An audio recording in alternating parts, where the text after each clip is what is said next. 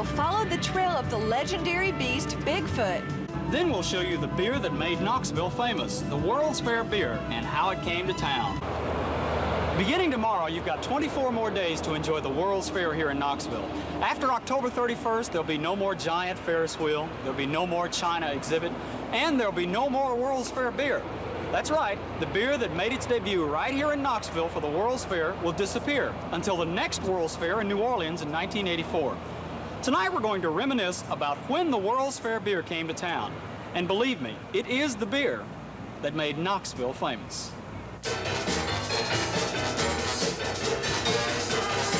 There are all kinds of beer on the market these days, most of them trying to get you to drink that beer.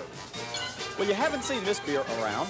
It's called the World's Fair beer, and it's only being made during the 6-month period of the 1982 World's Fair in Knoxville, Tennessee.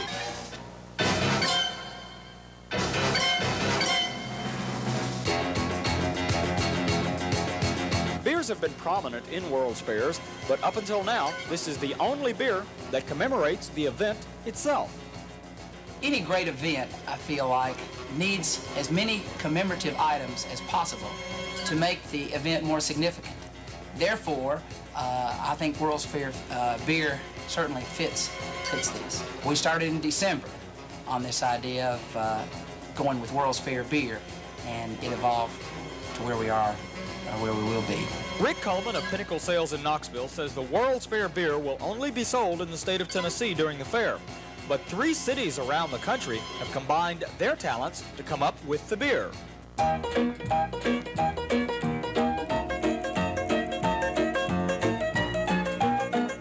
If the beer itself doesn't remind you of the fair, the can it comes in might. Sure to become a collector's item after the fair, the Pearl Manufacturing Company in San Antonio, Texas makes the container. Though it's made in Texas, the can went through dramatic changes on Rick's desk in Knoxville. The way we started was when we decided to go with World's Fair beer, the secretary of the attorney that's in this thing with us had the original design. And this was her design right here. It had the medal, the World's Fair beer, and the places that the World's Fair had been since 1939. I decided that we ought to dedicate this can to 3 beer wholesalers who a lot of people in Knoxville know and are pretty well respected. I dedicated this to Pat Gleason's father, the owner of Pinnacle Sales, Mike Gleason. I dedicated it to my dad and his partner, who were also in the beer business and have retired. Well, we sent our idea up to Pearl, who makes our cans, and when it came back, we were pretty depressed because it really wasn't what we thought, and the black and white looked much better than with the colors. So Pearl advised us to take the lines off, which we did, as you can see in this one. And then the metal was too big for us, and the word World's Fair did not stand out like we thought it should. We also added the wheat to the can, and about 3 weeks ago, our friend Jack Kratz at Pearl sent us the finished can, which is an air-filled can here, to show us what the finished product looked like.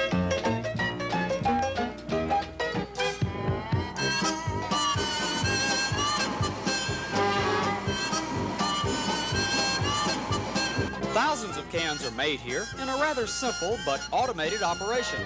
Though it's an assembly line, every can seems to have individual attention. Oh, we're very happy about it. Pearl really wanted to get in to do it. We worked along with them. We worked hard with them, especially in the design. We're very happy being part of the World's Fair. We hope it's going to be a great show for Knoxville. Now we're going to take these cans, we're going to send them up to Fort Wayne, Indiana, where Great Lakes Brewing Company will fill them.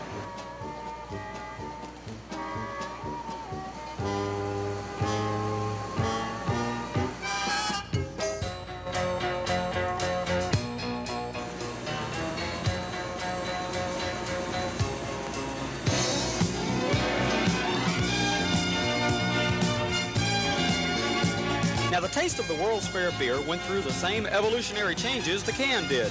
3 brews were tasted, and the best was picked. Give your opinion of whether it's highly carbonated, lightly carbonated, or whether it has a bite when you drink it initially, or if it has a bad aftertaste after, because sometimes some beers will leave an aftertaste. So, salute.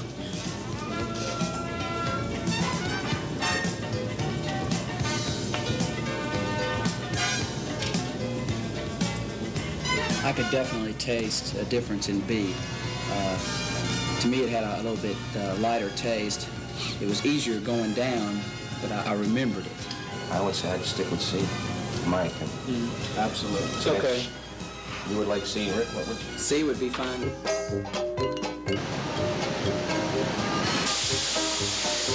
The brewery at Fort Wayne brews a lot of beer, but this beer is special. We're brewing 115,000 gallons of World's Fair beer.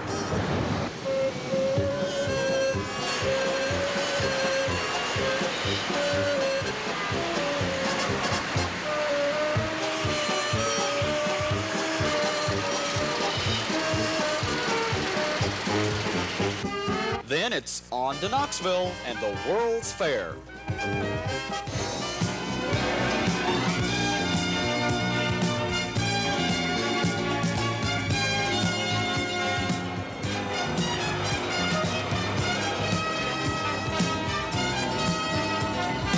A lot of people are waiting on the arrival, and the excitement is mounting.